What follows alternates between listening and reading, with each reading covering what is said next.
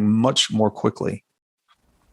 So looking at the volatility that we've seen this week and some areas for concern, Elon Musk, we've covered that he doesn't want to accept Bitcoin, but that's also linked to his views that it's no longer seen as environmentally friendly. On top of that, we had China saying that they're going to ban the use of currency transactions. Then, as I mentioned, we heard from the Treasury that the IRS is going to get more aggressive on the tax side. The government of India is saying it may form a panel of experts to examine regulating cryptocurrencies. So when you look at all of these factors together, what is your near-term outlook for Bitcoin? Yeah, I would say, frankly, we've seen almost everything you just said could have been said equally 4 to 5 years ago.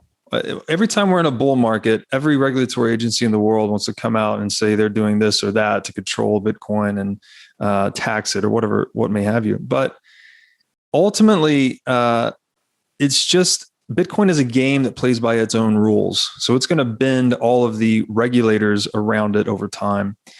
And as far as the short-term outlook goes, I think we are 12 months into the bull market, frankly. So historically, the Bitcoin halving triggers a bull run that persists for about 12 to 18 months after each event. So the last halving, in which Bitcoin's inflation rate was cut from 12.5 Bitcoin to 6.25 per block, was in May 2020.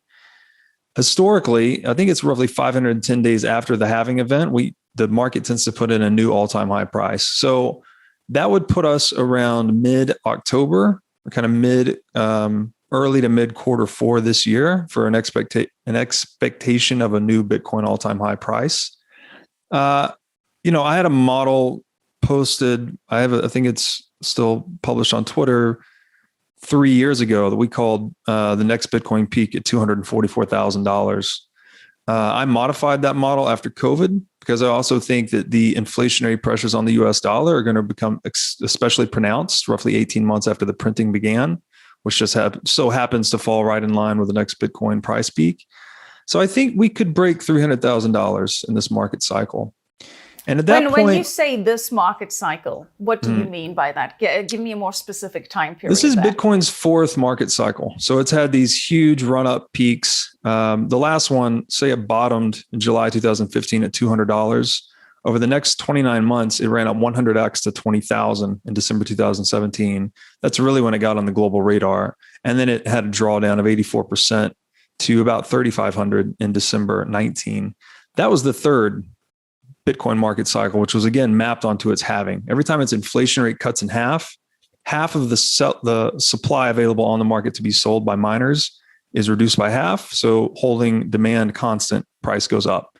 But of course, the market's constantly overshooting and undershooting its actual value.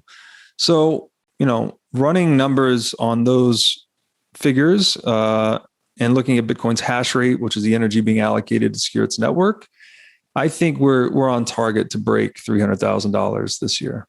This year. So that's your target, $300,000. $307,000. Yeah, that's our current model price. 307. I like that. I like that specificity. That's very exact. You got to listen to the spreadsheet. Okay, well.